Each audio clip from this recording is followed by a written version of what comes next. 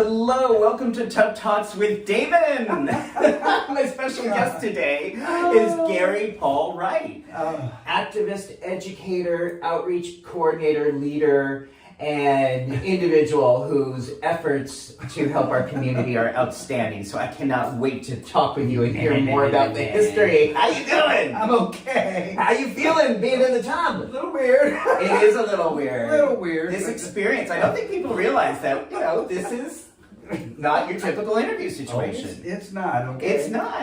And yet we're here. And I really appreciate you coming here and being here. Well, thank you. Thank you. Yes, you have done so much to help our community and I think have really improved the lives of others. And that's why I wanted to have this spotlight and talk with you at this time. Okay. So first thing, Gary, that I'm asking everyone who I'm interviewing is, what do you like most about your body? What I like, and I'm going to tell you why, I like my belly. Yes. The best. Because it used to be way out here. And then I did this weight loss thingy, and I lost like 30 pounds. Wow. And now I like the way I look. I went down like 2 sizes in my waist and my belly, and I'm no longer an extra large. I'm a large. Wow. So that's what I like. I like because I was getting out of hand. So I said, it's time. It's time. So How did you lose it? I did Noom. Okay. Noom. You haven't seen my Noom commercial, have you? I have not seen the Noom commercial. Oh, yeah. They came out. I sent them a tape, and they came out, and they filmed, and they spent like 13 hours at our house. And my son, oh, you know what? I forgot my glasses. That's okay. Do you want me to get them? No, that's okay. I just realized, I don't have my glasses on. But that's okay. That's okay. The camera's rolling. We don't need them now. Okay, all right.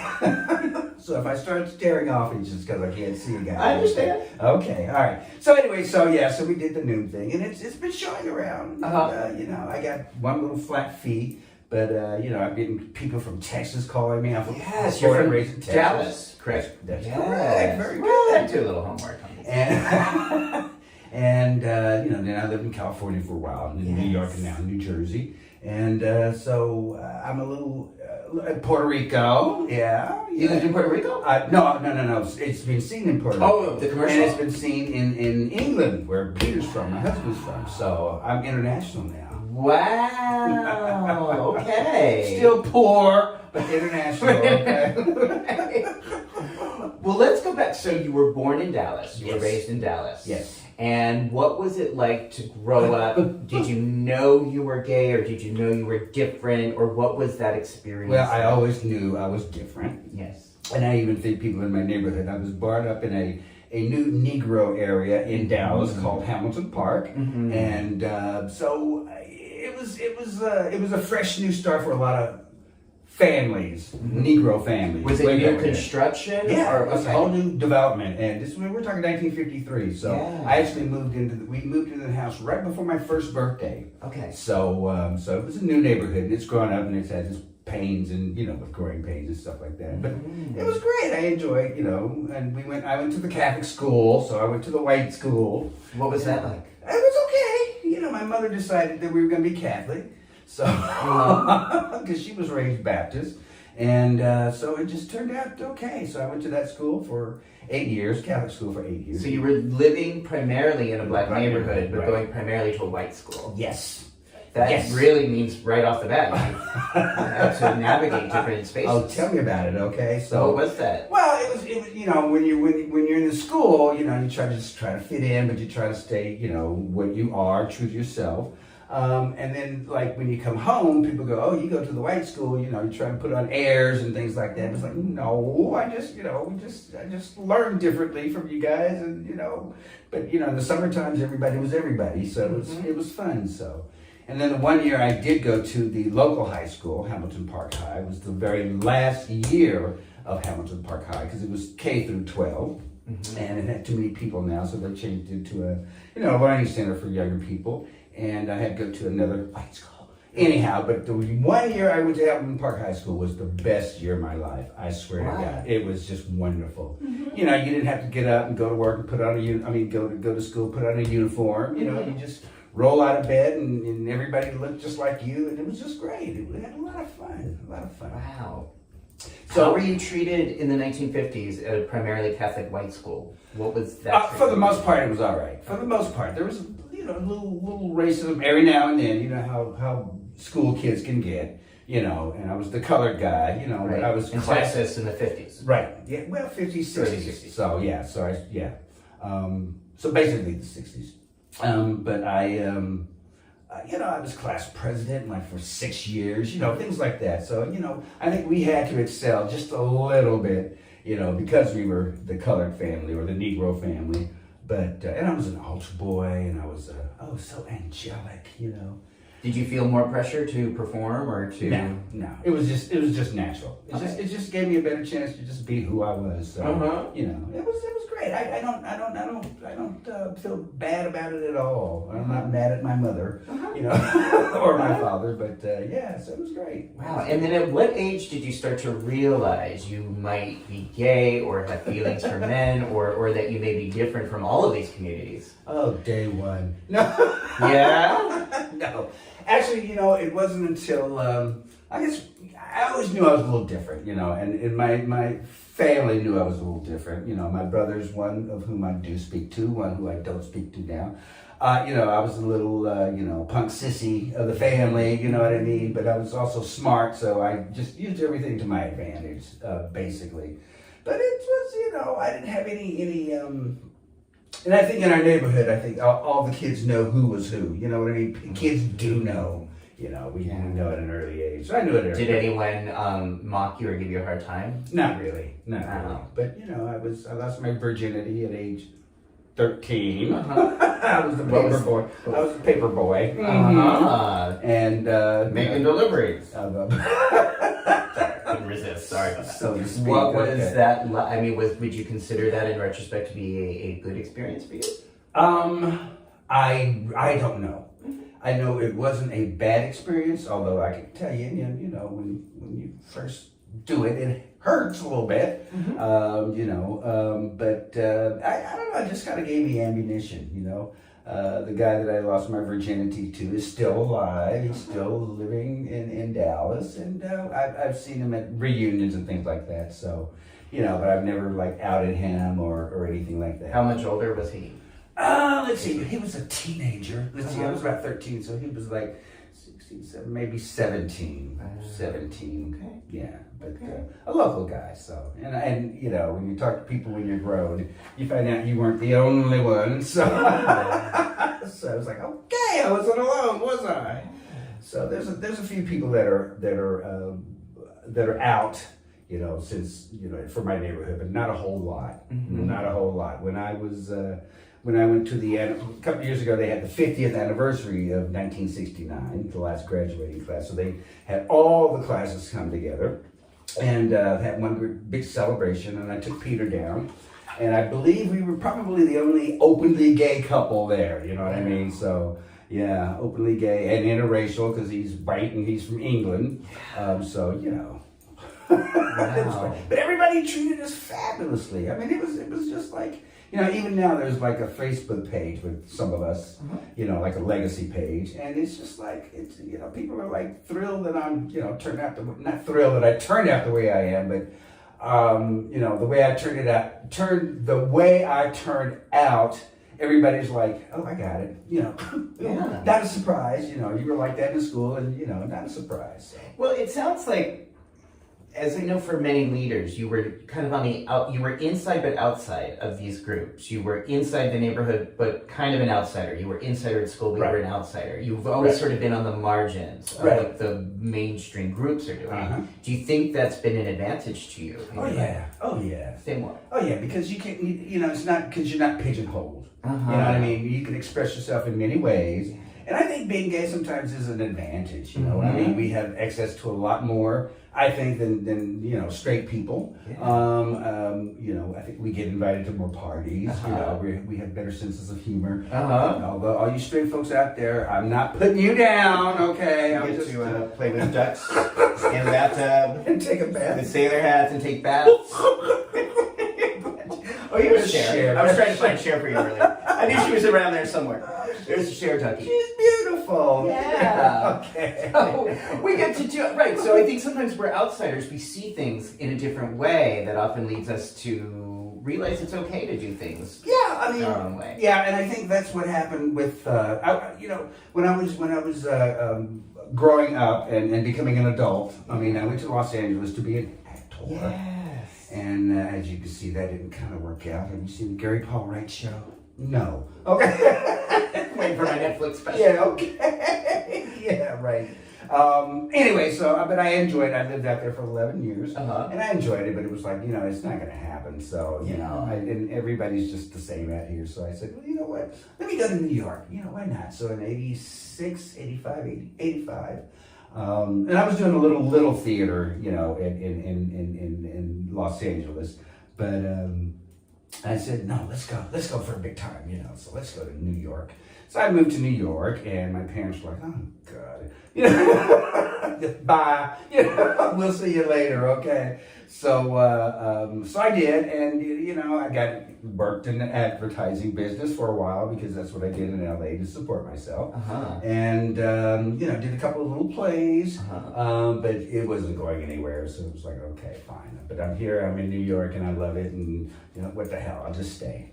Well, so by the mid-'80s, the AIDS, it was called grid at first. By that point, I think the AIDS was starting to be the word, but we were smack in the middle, or at the very beginning of the worst part of that trauma. Can you tell us more about what that was like to come to New York City during that time? Well, the thing of it is, it was around that time in the last play I did in Los Angeles at the Deja Vu Coffee House in the Fifth Estate Theater was a play called Pumps. And it was about a bunch of gay boys in a gym. It was like a gay gym.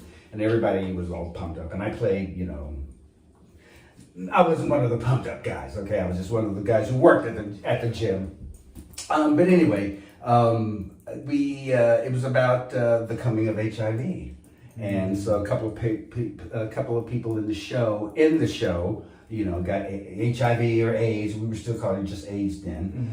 So that's what it was all about. But it was a comedy. It was an upbeat comedy, but it wasn't a comedy. You know what I mean? The characters got AIDS, or the actors? The characters. The characters. So this was a play about AIDS. Yeah. AIDS. Well, yeah. It was a play. It was a play about the coming of the new disease. Oh, wow. And how it affected all these gym boys, you know what I mean? And in real life, a couple of guys, after I left, did pass away, did get HIV, and so, those were my first casualties that I knew of, or people that I had done shows with. Yeah. And I didn't, I said, now's the time to leave, so I went to New York. And that's when I started volunteering, because it was like, this shit was like real, this stuff is happening for real. And I heard about GMHC, and I took one of their workshops, and I enjoyed it. And so I started volunteering with. They used to have buddies and things like that. I don't know if they still have the same program, but we would have a person that we would go visit and blah blah blah blah. So the buddy program was where a volunteer would do what? Yeah, you would not adopt, but they would give you a case, and you would help them out. Someone living with AIDS, right? And you would go help them. Oh God, I'm getting wrinkly. Oh my God. When you're my age, you don't want to get wrinkly, okay? Oh God. Okay, so I was volunteering. I had a couple of patients, and of course they eventually died. Then I had some friends getting sick, here in New York, and eventually passing away. But I decided that I was going to do some workshops for GMHC. So I went through their whole training program, and then I started doing a workshop called, I can't remember what it was called, but anyway, they were safer sex workshops. And so I did those for a while. And then I actually wrote one what happened was I got on staff. So they enjoyed me so much, and I was doing so much shit. They said, we might as well bring his black ass on and hire him, So I got hired like 1990-ish or sometime like very late 80s, early 90s. And so I worked in the education department, and I had a nice time. And I started having my own volunteers, African American volunteers. And we formed the House of Latex. Okay. Yeah. Tell us more. Tell us more about forming the house. So that's what happened. That's how the House of Latex actually got started. I was on staff doing educational stuff. And I started hearing about the house ball and the ball community, and I was like, oh my God, what's going on here? Oh, it's a whole new community that I knew nothing about because I was from Texas and California. We didn't have balls and shit like that. So I convened a meeting, and we had some of the leading ball mothers and fathers there. Amos Pendavis, Tracy Africa. I think the father was Renaud Africa at that time. And Pepper LaBeija. I mean, some of these old people, these old names. So I was in the room with these people. I'm like, oh my God, this. George Bellinger Jr. It was, when we said, well, why don't we do something, some kind of outreach that we could take to the balls and not be, preachy, don't have sex. So we decided we were going to do. I got some volunteers, and we made these trays out of Xerox boxes, the tops of Xerox boxes, and they've, the old girls in the 60s, no, I'm sorry, the 30s, the cigarette girls, they used to walk around with the trays, so we would walk around with trays of condoms and lubes and things like that, and some brochures and cards and things like that. So that's exactly how the House of Latex started. And George Bellinger actually came with that name, the House of Latex, because we said, well, we got to call it something, next. That's not a GMHC outreach. So that's how it got formed. Wow. Was it actually like people who competed from the house? Well, not at first. Not when I was doing it. Not when I was doing it. And that actually happened a few years later with Arbert Santana, Mother Arbert Santana. He ended working for GMHC, and I was long gone by then. I was now working in New Jersey for AmFAR and other places. And he actually took it to the heights that it is now. He's the one that, we did not have a latex ball when I was working there, okay? We didn't have the budget, first of all, but we didn't know what the hell we were doing. So, but he took it to a whole nother level, and he started, recruiting people to become members of the house and the House of Latex, and actually started competing. So it was like, wow. So, I don't take credit for any of that. That was all Arbit, may he rest in peace, but he was the one that started that, so. Wow. So that message, that idea of bringing the message, bringing the information into the community, not in a preachy way, in a clinical sterile way, but as someone as part of the community. How was that message received at the time? It was great. We talk about, I remember the first ball that I went to, they actually premiered a video called Gots to Be a Drag, and it starred Tracy Africa. And it was basically her and some dancers, and in fact my leather jacket that I have on today, actually it was in that video. How about that? That's how old my jacket is. Wow. I just remembered it's that old. Oh. Wow. So anyhow, they had this video at the ball, and the kids loved it, but they also loved the fact that they were getting attention. You know what I mean? People were actually, people cared about their lives and what they were doing, A lot of times the message just went in one ear and came out the other ear, and, let's have sex and we don't need condoms or yada, yada, yada. But that's always the case. That's always going to be the case. But a lot of kids did listen. And I think that's why the ballroom community actually kind of thrived a little bit more. So, I mean, was it perceived at that time as a white gay guy, as like a cisgender white gay guy disease? When I first started at GMHC, it was. Yeah. It really was. But while we were there, I mean, things kind of changed. I mean, the numbers in the black communities just really started rising, and especially for black women, cis black women. And we were like, okay, they're getting it from somewhere, it's not, that's when we started talking about people on the down low and all this kind of stuff. So I was learning all this shit as we were going along, we did. The whole thing was a learning process. Wow. So the show Pose recently did this illustration of the ball community right around that era. Right. What parts of the show do you think they got right? What do you think they did well? Based on your experience, recollection. And I really enjoyed Pose, and I enjoy watching Legendary now.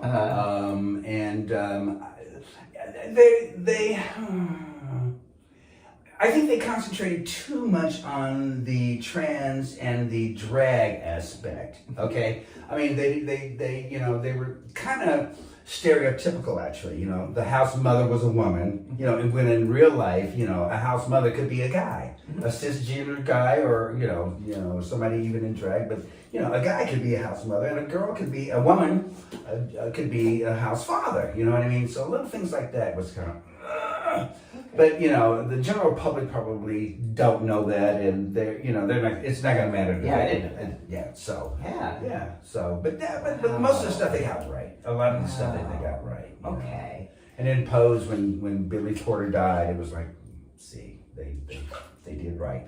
They did the right thing. Not killing Billy Porter, but the fact that they actually showed somebody who was a main character, you know, die like It was that. realistic. So, yeah. I mean, that's what you were immersed in at that time. Right. So. How did you take care of yourself when you were surrounded by illness? I don't know. You know, and you know, I'm going to say this to God and my country and everybody out there. You know, I'm HIV negative, and I'm very happy because I was, you know, before I met Pete, I was I don't want to say a big old hoe, but I was a big old hoe. You know what I'm saying? Amen. Oh man, I had hair. You know, I first started out with a jerry curl. You know, and then I got braids. You know, I was one of the first guys walking around with braids. You know, down to my ass. You know, until I started working in Harlem, and the girls on the bus were like, or the trains were like, so okay, so that's when I went to dreadlocks. So, so thanks to those girls, I said, okay, the braids gotta go. But yeah, in fact, Peter, before we officially met, he knew me from Christopher Street and some of the clubs down there, and he and his friend would call me Braids. They had a name for me, Braids. And I didn't find this shit out till later on. But so I was Braids to him, so he was stalking me. So those were an appeal to Peter. Yeah. Okay. Yeah. So when did you meet Peter? I met Peter at the Two Potato. I don't know if you remember. Are you old enough to remember Two Potato? I don't. Well, I moved here in 2005. Oh, So okay. Before. Okay, it may or may not have been. No, it was still around. But it was in 1990 on Christopher Street. It was one of the bars on Christopher Street. And I swear to God, our eyes met across the room. You know, and I go, oh, pretty little. And he had long hair. Actually, he had a mullet. But that's another story. That's another story. This was 1990, so that was a thing. There you go. Yeah. Mullets were the thing, okay? Yeah. And we, actually, there was a guy standing next to him that thought I was staring at him, so he started walking towards him. I'm like, no. So we met, and we talked, and turns out he lived in like Little Falls, New Jersey, but he had taken the PATH train. He and his friend had taken the PATH train to the bar, and I lived in Jersey City at the time. And I had taken. So we actually ended up taking this train back to New Jersey, and he had parked his car at the same station, believe it or not, that I would get off on. So we actually just left his car there. We got off and went to my house, my little house, and the rest is history. Wow. So that was 1990. 1990. And then you actually got legally married in 2013. Yes. Mm-hmm. I told you I did my homework. How did you decide, what made you decide to get married after all those years? Well, no, we knew we were going to. So you were just kind of waiting for the legal... we knew we were going to. Oh, I'm going to have to get there. Okay. Let me see if I can do that. Okay. Okay, you okay? I'm great. Okay. So, so we actually almost got married by Cory Booker. But we got some wrong information, and they told us we needed to like get a marriage license wherever the county we lived in, which we lived, not the county, but the township. So the day of the big event, we hadn't gotten ours yet because we thought we could get it at Newark City Hall, but we couldn't, and it was a mess. So that's okay. That's okay. But it happened. It happened, yeah. So, World AIDS Day, December 1st. Beautiful. How about that? Wow. Oh, wow. So you have now been together or known each other for 31 years. Yeah. What's the key to maintaining a relationship 31 years? It's not getting into the bathtub with another man. Oops. Yeah. I still hope I have a husband when I get home, but he knows I'm here though, okay? I made sure. But I don't know. I guess it's just because a year had gone by. Now, let me back up a little bit. With me, you know, I wasn't that big of a hoe. I was a you know, monogamous hoe. Okay, 3 months, and I was with one person. You know what I mean? And then after 3 months, you got to go and there's somebody else. So that's kind of how I was operating. So I was actually with Peter for over a year before I realized he's still in the picture. We had gone up to P-Town with a friend of ours, and he looked at Peter and was like, "Why are you still here? You know, generally it's like 2 months, 3 months, and then he gets rid of them. How come you're still here?" You know, I was like, "Oh, Paul, don't say that. How dare you say that?" And poor Peter, he was like, oh my God, he was devastated. He told his people at work, because he was a nurse, ICU nurse. And he said, "Oh no, he's gonna break up with me and this and that and da da da." And I didn't find this out until like 10 years later. Wow. You know, that his girlfriends were telling me, you know, that he was telling his girlfriends this. So it was cute. Oh no. But it was like, oh my God, you have been here a year. And around that time, his lease was running out where he was living. The guy I was sharing the house with, Paul Wright, may he rest in peace. He had the upstairs of this house, and I had the downstairs, and he was moving to P-Town for permanently. And so, you know, the universe said, okay, he's going to be homeless. You're going to need a, you know, and it all just kind of fit together. And it was like, well, you want to move in? And he was like, okay, you know. So that was all right. Wow. Wow. Okay. Are you comfortable right now? I'm okay now. Okay. So I need to stretch your. All right. I'm good. I'm good. Okay. All right. So then in 2000, you started your own organization. Yes. What happened? I was working for the Age Education and Training Center at the University Hospital in Newark. And I don't know what happened, but you know, we saw that a lot wasn't going on specifically for gay black men. I guess it was from my years at GMHC and working with people of color, whatever we call ourselves.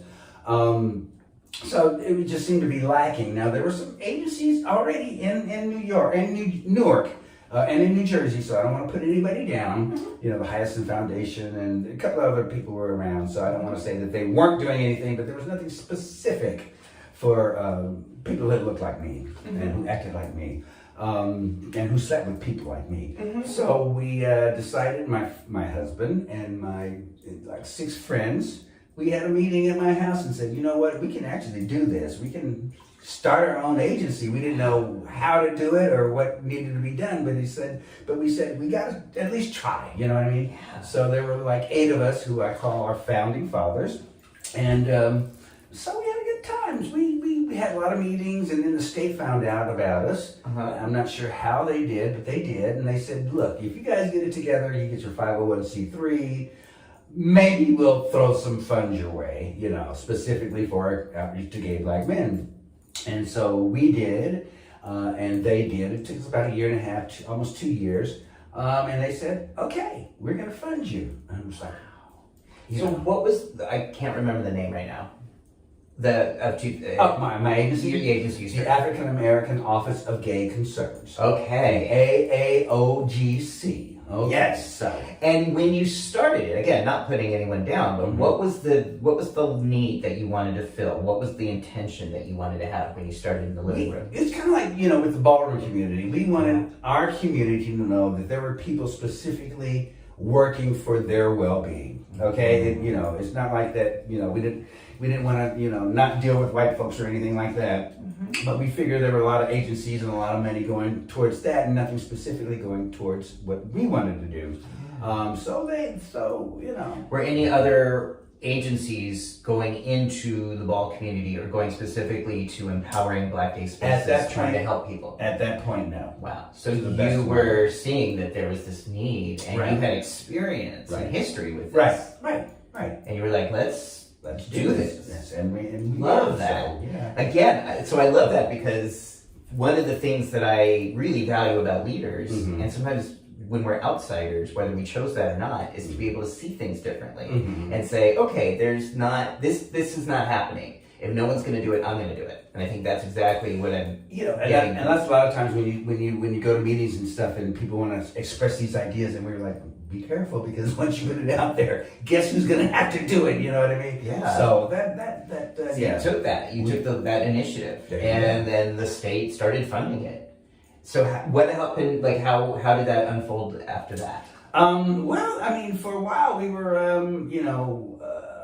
kind of like the only game in town. In the state of New Jersey? Right, in New Jersey. Yeah. In New Jersey. Oh, I'm going to say northern New Jersey because I can't tell you what was going down in the south, so I'm not going to even go there. Wrinkles. Anyhow, when I get home, I'm going to be one big prune. So we went out to the community and to find out that the girls were still, there was still some harassment and stuff going on, especially with the trans girls. Mm-hmm. Now we had one poster in our office that was, it was called Protect That Body or something, and it was a woman and it had price tags on her, like her boobs, her hair, or this, that. She knew she was trans.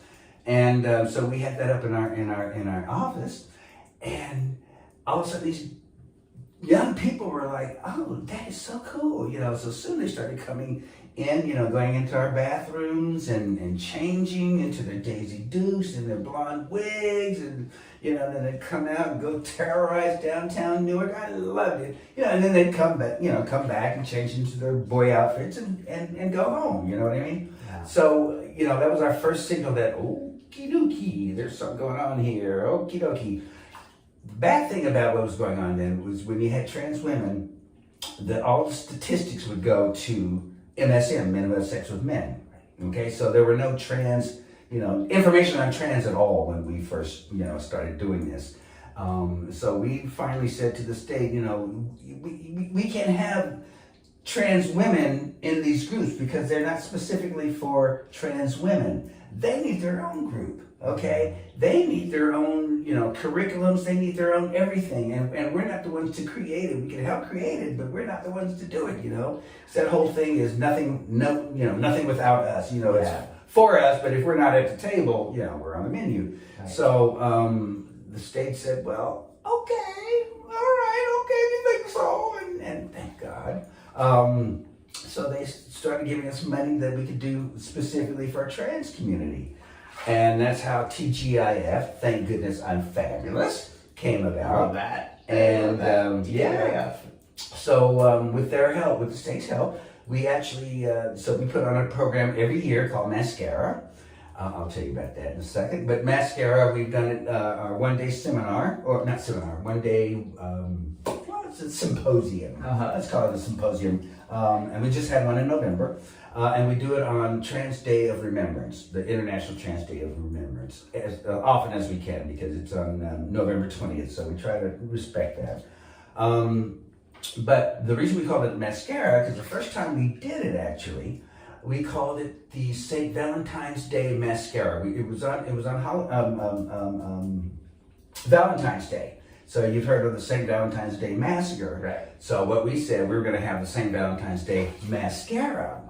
And everybody got a mascara thing. And we had like maybe a dozen and a half girls show up, you know what I mean? But it was still great, that they actually showed up.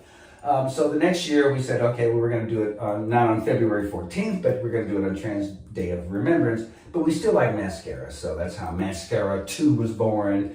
And now we just finished Mascara 13. So wow. So yeah. Oh my goodness. Wow. Okay. When PrEP came around, what was that like? How did your work change, and what was that like? I still don't think that my community is bought into PrEP, as well as we should. Okay, and what do you think is the obstacle or the barriers to that? I want to say you can't have it both ways. With PrEP, sometimes it becomes a little preachy. It's like, oh, you got to take this medicine to stay well. You know what I mean? To me, it's not a problem. I mean, I'm on blood pressure medicine, cholesterol medicine. These kids thinking, taking one pill a day is going to kill. Child, wait till you get to my age, okay? Anyhow, you could be taking pills and pills and pills. But to make a long story short, I just, the fact of you have to take something to stay healthy, which is not like a vitamin pill, I think it's still a problem. Now, U equals U, now that that's come out, see, now we're going to have, because we've had major campaigns before, about testing, but now we're going to have some kind of major campaign about PrEP. and you equals you. Because I think that's a concept that we still haven't addressed in our community, in the Black gay community. Yeah. And based on your experience now, seeing what works and what doesn't work, right. What would you, if somebody in New Jersey, or let's say Biden's cabinet comes to you and says, okay, what do we do, Gary? We need your advice. We're going to give you money. We're going to give you power. Like, what would you do to get people at risk, to gay Black men, or people at risk of contracting HIV to take PrEP? What would you do? Well, it was like our campaign. Status is everything. Mm-hmm. That was in 2010 when we got that money to do that campaign from the state of New Jersey. We were like, okay, they wanted us to create a little thing. And we did, and it was very successful. But so status is everything? Status is everything. Okay. It's still around. If you Google status is everything, it's still going to be there. But basically, we had a lot of money. So we had billboards, we had buses, with our name and the captions and everything on the sides of buses. We had one whole bus that was wrapped with status is everything. It was like great. And 2 billboards in downtown New York, and it was just like, it was great. And we could also, cash in on our social media, which was kind of fledgling at that time. I mean, it's not like it is now. I don't think they even had TikTok. You had Facebook, and that was about it. MySpace. Are you old enough for MySpace? I remember MySpace. Oh yeah. So, but that's what I would do. I would have some kind of more of a campaign. Now, I know on TV now you've got, people talking about Discovery, and you got, Alphonse does this and blah, blah, blah, blah. He's so cute. But they got a lot of HIV medicines that they're pushing, which is fine, to keep people healthy. But I think we're not doing so much for PrEP. So and you equals you, Mm-hmm. When that came out with you and with Bruce Richmond, it was like, oh, y'all need to come to New Jersey and tell us all about this, And Bruce told me, he says, no, you have to do it. I'm like, shit. Right, because again, it gets back to that point. Like, I'm a white, cis, gay guy in my 50s. So that has impact for some people, and It doesn't have as much impact in other communities. Right. And so it's getting back to that idea of us being messengers or going as part of our communities, going into the club, sharing this information, right? And it's got to come from the, we're trying to keep, younger guys in kind of invested in this. And I'm going to say right now, I think there's like NJCRI in Newark and Hyacinth Foundation. I think they have a better connection with younger gay Black men right now than I do. Mm-hmm. And I don't want to put a nail in the coffin of the AAOGC, but a lot of these guys, they have young staff and they know what their community wants. You know what I'm saying? So we actually follow their lead. We went to a ball on Saturday. It was called the Ribbon of Love Ball. And it was basically put on by the Hyacinth Foundation. And they had a couple of organizations, sponsor this and yada, yada, yada.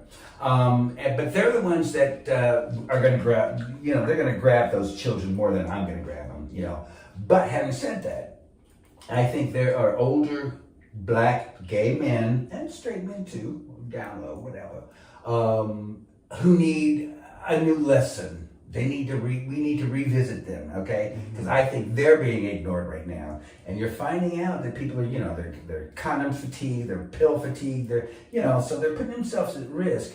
And even in the Latino community, a lot of the middle-aged guys are now being infected with HIV. Mm-hmm. So we need to keep our eye on the young people, but we need to because people like me who are getting on up there. Well, not like me, because they're out there and doing it. I'm not out there doing it. Peter. But I agree, because to me, some of the fatigue is related to spending our entire adult lives being treated like vectors of disease and disorder, and we're fucking tired of it. Okay. And I think these messages about prep and you equals you tend to lend themselves to being more celebratory and affirming Right. and sex positive. Right. To say that sex is a really healthy, beautiful, natural thing. Right. And here's a way to make it even better, no matter what your status is. So know your status, but celebrate sexuality. I feel like so much the messaging from the organizations is still, you're dangerous, sex is dangerous, beware, be careful, be safer. It's like, come on already. And I think that lends itself to that fatigue. It does. Yeah. And it's going to take time, and it's going to take, well, not that much time, but it's going to take money. Yeah. It's going to take money to get it done, you know. Yeah. And I will say, you know, the state of New Jersey still funds us. I love them. And, you know. Do you ever get restrictions on what you're allowed to say? I don't know if you're allowed. I've never got it. Okay. I've never. So you can tailor the message. But then to- again, I'm old, and so you know I know how all that works. You know, and plus I've done advertising and stuff like that, so I know what might not sell. I also know, you know, the image of my agency. For instance, one of my staff persons, Imani, she's part of the ballroom community now, and she's a House of Latex, I think she is. But she went to a ball the other day, and they had these. One of the categories was sex ads or something like that, and she brought home she brought to work one of the ads that one of the guys had done, and it was like nasty. I mean, it was like dildos, and this guy was half naked and blah blah blah, and, you know, and it would appeal to that group, you know what I mean? But I'm like, I don't know if we could get away with something like that, you know. An individual or somebody from the house community might be able to, but I don't know. So, you know, maybe my tapes need to be, you know, coordinated or something. I don't know, but we're trying. Well, one thing I do appreciate and really admire about you is how open you are to learning new things, or even asking yourself that question, like maybe what don't I know, or what do I still, what can I learn? And pushing yourself out of your comfort zone, like coming to this bathtub and doing this conversation with me. And that's part of actually, you know, why I'm doing this series, is to talk with people I admire. Talk with people who have had an impact in our world, some in behind the scenes, some in front of the scenes. But to say, okay, so we're getting older now in a way that's never historically been done before. Right. And how do we embrace that? How do we celebrate that? And maybe learn what we don't know. Right. And sometimes do things out of our comfort zone. Right. And I think you are such a great example of all of those things. Oh, well, okay. Is that okay? That makes sense. Okay. I'm not mad at you, baby. I'm not mad at you. When I got the message that said, "Hey, would you like to do it?" I'm like, "Yeah." And then I'm like, "I don't know." And you know, I brought it up to Pete, and he was like, you know. And then we've actually got a podcast to do tonight, and a friend of ours lives in Australia, and she does a podcast. She and her husband do a podcast on death and dying and stuff like that. And we were like. Anyway, it turned out that we agreed to do it, and it was going to be on the 15th, and I was like, oh, damn, I've got this other thing on the 15th, you know, and people was like, you know, and then it just went to the back of my mind, and it was like, okay, so today is like one of those days. It was like, oh my God, I'm in this bathtub, and then we're talking to Australia. That's our world. Yeah. You know? Oh my goodness. Okay, one last question. Okay. Is there anything, if you could go back to that person who moved here in the mid-1980s, moved to New York City, and knowing what you know now, what advice would you give to that guy? I just tell him to carry on. If that guy was still me, I would just say, do what you need to do. Just carry on, you know. And if, you know, for instance, if the agency hadn't worked out, I'd have been okay. You know, by then I had Peter, you know, and he was working in HIV as well. And, you know, it's like life is going to happen. But it's also like, you know, when my friend said, you know, after 1 year we were together, what are you still doing here? He goes, well, sometimes I say that to myself. Why are you still, you know, why? You know, and then it's like, well, maybe it was to give somebody who's trans a job. You know, trans women, so that she doesn't have to do sex work. You know, we have 2 trans people on staff right now, and I love them dearly. And not that they ever had to do sex work or anything, but you know, who's to say? You know what I mean? So you never know what hand you're gonna be dealt. You know, if I were to go back though, I'd say, find a job that's got a pension, okay? All right. Now that I'm ready to like retire, it's like, oh shit, man. And there is no money and not for profit, okay? It's me, no profit, not for profit, no. Okay. Okay. All right. Well, Gary, thank you. Thank you Thank so you. much for coming over. Thank you for talking with me. Thank you for sharing your memories, your experiences, your wisdom.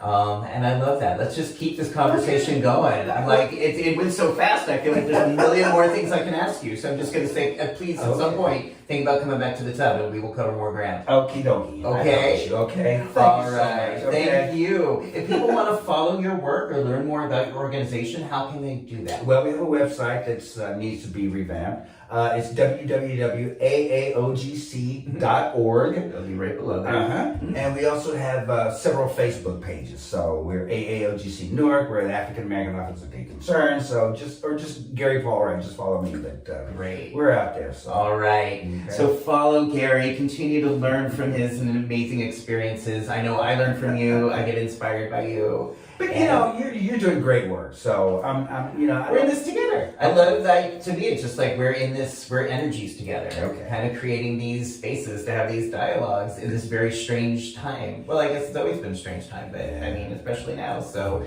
that's what we're doing. That's what right. This is what we're doing in the bathtub. There Sometimes you on go. dry land too. All right, everybody. If you like this, please subscribe down below and see you on the next episode of Tub Talks with Damon. Bye.